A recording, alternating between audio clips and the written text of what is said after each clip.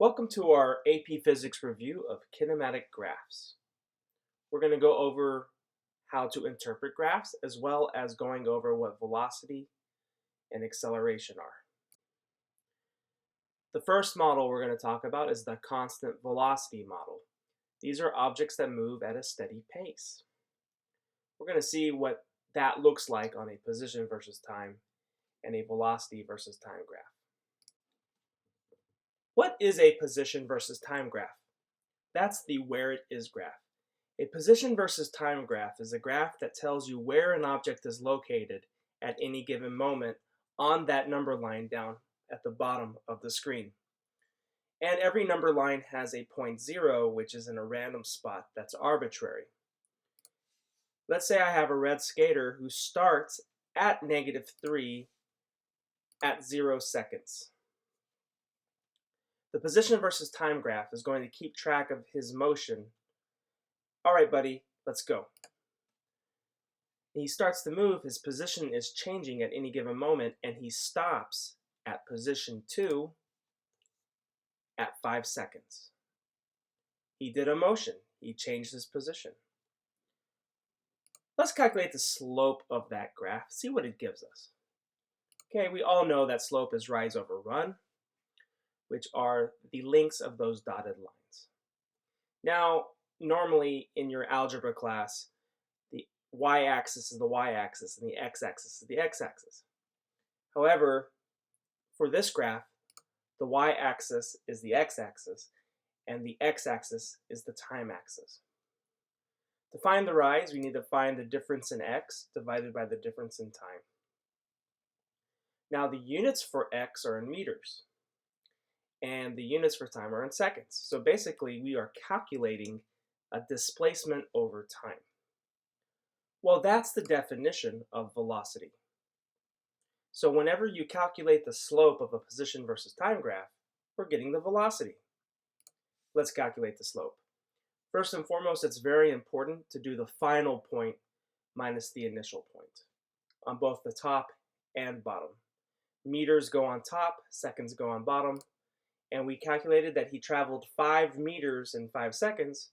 In other words, 1 meter for every second that goes by. The moral of the story? The slope of a position versus time graph is the velocity of the object.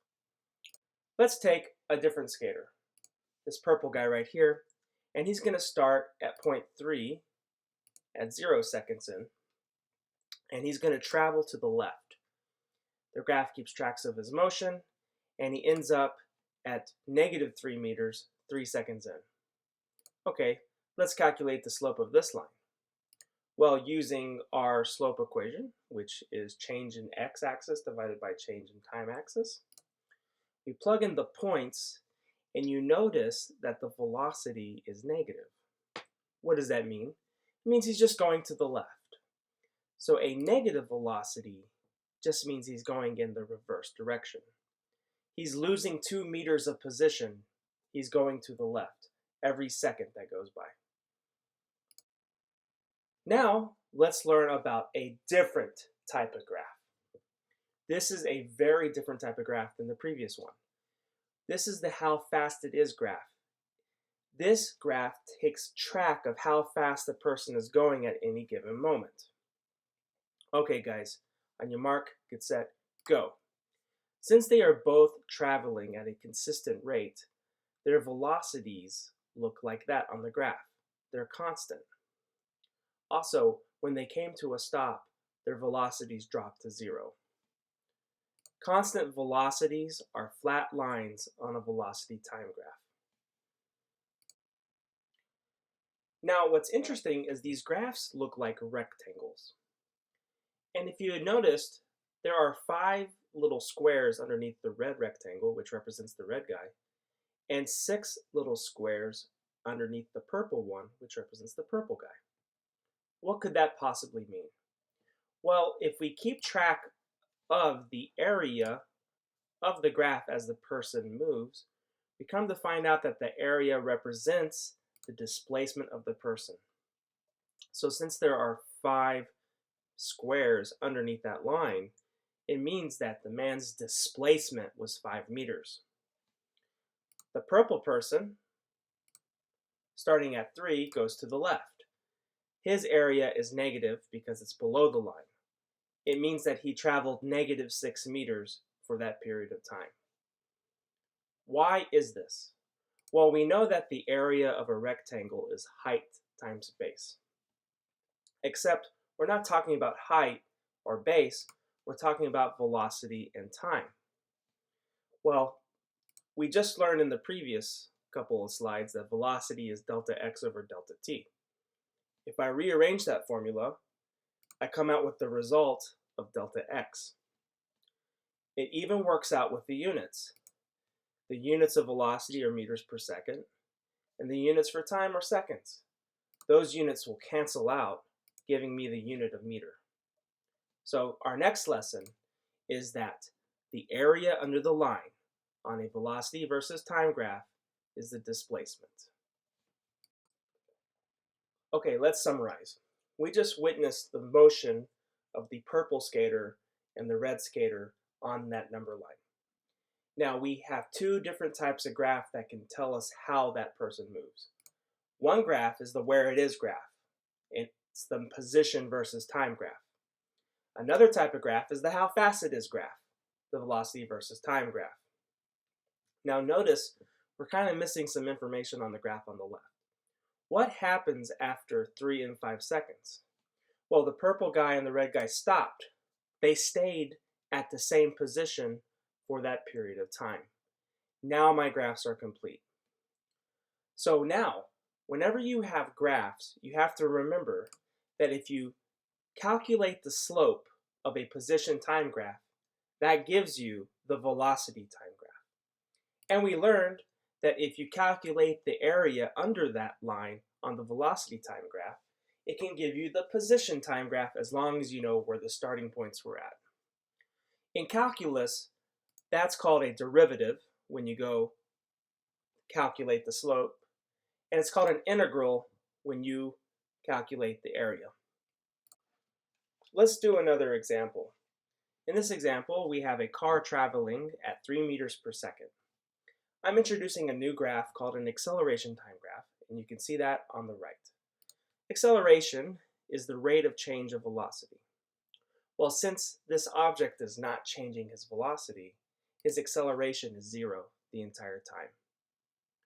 Now, let's plot the position time graph and create a motion map. What I'm going to do is see where the object is every second that goes by and plot it on the position time graph and show a picture of it on the number line. 1 second goes by, the car travels 3 meters. So the car is now located here. Another second goes by, and the total number of meters traveled is now 6 meters. Another second goes by, and now the whole distance is 9. And finally, after a complete 4 seconds, we have a distance of 12 meters. I draw a straight line through those points, and right here before your very own eyes is what constant velocity looks like on all 3 types of graphs. It's an angled line on the position time graph, a flat line on the velocity time graph in the shape of a rectangle, and a 0 line on the acceleration time graph. Now we're going to look at uniform accelerated motion. Uniform acceleration means that we're changing our velocity at a consistent rate. Take, for instance, this graph right here. Look at the purple line. It's changing the velocity at any given moment. We can calculate the slope of this line and see what that means. We all know that slope is rise over run, except it's the velocity over time axis. It's the difference in velocity over time. So we're basically finding how it changed its velocity in the amount of time given. That's the definition of acceleration. Plugging in the numbers, it goes from 1 to 5 in 4 seconds. So I do my final minus initial points, and I calculate that it can change 1 meter per second for every second that goes by. And since it's a straight line, its slope is consistent, and therefore the acceleration line looks like that. Now let's figure out what the position time graph looks like, and also the motion map. To do that, we're going to track the area under the line every second that goes by. 1 second into the motion, I see that it traveled 1.5 squares. So basically 1.5 meters. Another second goes by, and it travels another 2.5 for a total of 4 meters. Another second goes by, and I see that it's at 7.5 meters. And if I calculate the area under the entire curve, I'm going to get 12 meters. Now, it would be very difficult to draw a line that would go through all 4 of those points. That's why a position time graph, when there's acceleration, has a parabola as its shape. Now remember, the velocity time graph tells you the slope of the position time graph. At 0 seconds, the car is going 1 meter per second. And therefore, the slope at that part of the graph is 1 meter per second. At 1 second, it's going 2 meters per second, and therefore the slope there is 2. And the slope here is 3, the slope here is 4, and as you can see, the parabola fits those slope lines. The slope of the parabola is always getting larger and larger. So now let us summarize what we've learned. If you calculate the slope of a velocity time graph, it tells you how to create an acceleration time graph. And similarly, if you calculate the slope of a position time graph, it gives you the velocity time graph. And in the reverse direction, if you find the area under the line of a velocity time graph, that tells you how to plot the displacements on the position time graph. And notice this, the area under the curve for the acceleration time graph is telling you how to change the velocity on the velocity time graph. And from this we can conclude that the area of an acceleration time graph is the velocity time graph. So going left to right, you do slopes, and going right to left, you do areas. Now let us determine the meaning behind negative and positive acceleration, which is basically the direction of the acceleration vector. Let's define right as positive for the sake of this demonstration. There are 4 scenarios that you have to learn. Here is scenario number A. An object goes from 10 meters per second to 20 meters per second. The value changed from 10 to 20. We added 10, and therefore the acceleration is positive. The slope of the line is positive, and therefore that's called a positive acceleration. And it means in this scenario that the speed increased. However, this line too also has a positive slope. But look what this line means. Well, it's below the t-axis. It's going negative 20 meters per second, which means it's going to the left. And then moments later, it's only going negative 10 meters per second. Well, the difference in value is still positive 10. Here, positive acceleration means that the speed decreased. So don't think that positive acceleration means getting faster. Now, let's look at scenario C.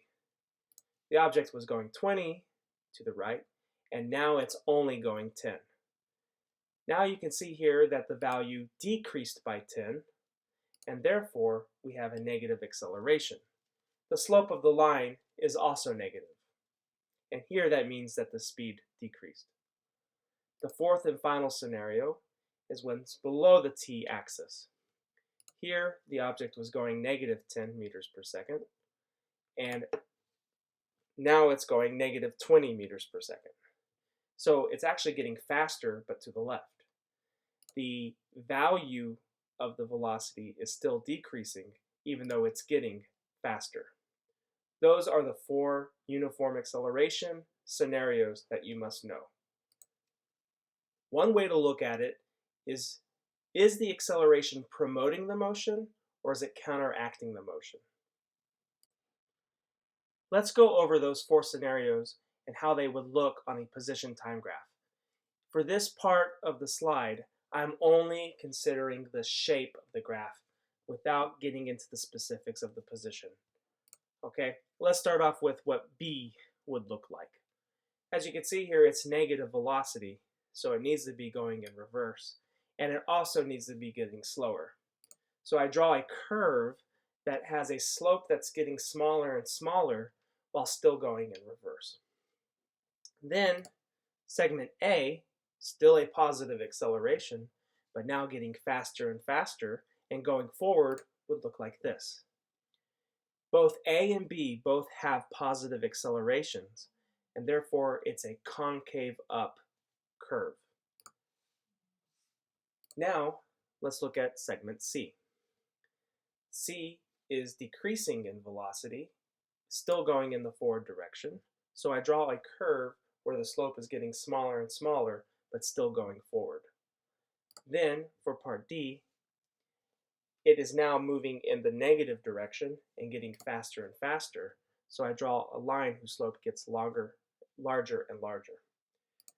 Negative accelerations is a concave down curve. Now let's talk about where our traditional UAM equations come from. Well, so where do we get the classical UAM equations, the uniform accelerated motion? I have a velocity time graph that's very generic. An object goes from an initial velocity to its current velocity v at any given time t. Well, this is a line, and I can represent a line using the linear equation y equals mx plus b, except it's not the y-axis, it's the v-axis. It's not x but t, and the slope of this graph, we've already learned, is the acceleration, and the intercept would therefore be the initial velocity. The first equation on your AP formula chart is that. Now if I rearrange it algebraically, I can see that basically this is just another way of rewriting the definition of acceleration. Okay, now let's come up with the generic formula for the displacement. Displacement is the area under the curve. So that's going to be the rectangle, which is a base times height, and the base of the rectangle is t, and the height is vi, plus the triangle, which is 1/2 base times height. So there, the height is the difference in velocities times the time, which is the base of the triangle. Now, if I plug in that into there, I'm going to get that formula with ATT, or in other words, t squared. Now, if I take that delta and split up the x, finding the difference of x, and then add xi to both sides, I get my other formula that is on the AP formula chart. As you can see here, this goes to show you that the position time graph is indeed a parabola. It's based on time squared. There's another bonus formula. The bonus formula says, hey, what if I were just traveling the average velocity? And I calculate the area under that curve. Well, as you can see here, that little white triangle is the same size as the blue triangle, and therefore it's the equivalent thing. So here I have an average velocity times time, which would give me the displacement. Rearrange it a little bit, and you got that. And that is my little bonus formula that is not on the AP formula chart, but you should memorize. Then there's another and fourth formula, which happens when you solve for t in that formula and plug it into there, and rearrange it, you will get this equation, and that's the other uniform accelerated motion equation. Let's do a practice AP question from 2005, back when AP Physics 1 was known as AP Physics B. The question is talking about an elevator that's going up and down, and we're given the position time graph shown on the upper right. Now that's the where it is graph. That graph tells you where the elevator is located at any given moment. It starts at position 0, it goes up to 12, and eventually gets to 14, stays at 14 for a while, and goes back down in the reverse direction until it gets back to its original position. Okay? So the first question is part A, which is plot the velocity versus time graph. Well, if you remember, that just means calculate the slope and plot it on that graph. Let's calculate the slope of the first part of the graph. You could tell very clearly that the first 8 seconds is a straight line. And therefore, I'm going to use the slope equation, or if you prefer, the velocity equation. And when I do that, I get 1.5 meters per second. And linear lines have a consistent slope, and therefore it's a flat line, 1.5 the entire time. Then you notice that between 10 and 18 seconds, that it's a flat line, meaning that the elevator remains at position 14 for that period of time. And since the elevator is not moving and staying in that position, it's not moving, therefore it has no velocity. Now I need to calculate the slope of this portion. It's obviously going to give me a negative value because you always must do the final point minus the initial point. And we get a slope of negative 2.4 meters per second, and then I plot that. I'm not done because I ignored 2 parts. We have a decrease in velocity there and an increase in speed, but a decrease in velocity here. I basically just connected the lines together. Both of them have negative accelerations, and that's why in the position time graph, both little curves are concave down. Okay, now we're going to calculate the acceleration on that part of the line right there.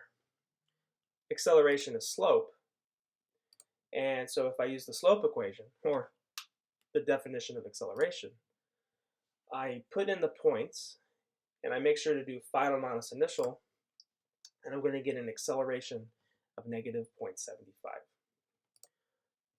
Now, therefore, the acceleration is downward because the acceleration we got was negative. Now let's approach question C. This doesn't have to do with kinematics, this is more of dynamics. So to understand this, we need to draw a free body diagram of the person. We have his actual weight pulling down on him, and that is mass times the gravity of the Earth. Apparent weight is what the scale reads, and the scale is a normal force applied to him perpendicularly in the upward direction. And what the person feels is what the scale feels. So we're going to use Newton's second law to approach this question. So that is sigma F equals ma. The up direction was considered positive, so I'm going to do up minus down for the sigma F. Now, the question told me the time. So at 4 seconds, remember we had a constant velocity. The line is flat. Therefore, the acceleration is 0. It's not getting faster or slower. And because of that, we actually have equilibrium. The normal force equals the weight force. Plugging in the values, he's 70 kilograms, and the gravitational field is 10 meters per second squared. His weight is 700 newtons. Well, that's his apparent weight and also his actual weight in this case. Also, I want you to note that we could have just said, hey, Newton's first law says that balanced forces cause constant velocity or rest. So on the AP exam, if you would have wrote equilibrium, Newton's first law, and started with that, you would have got the answer correct too.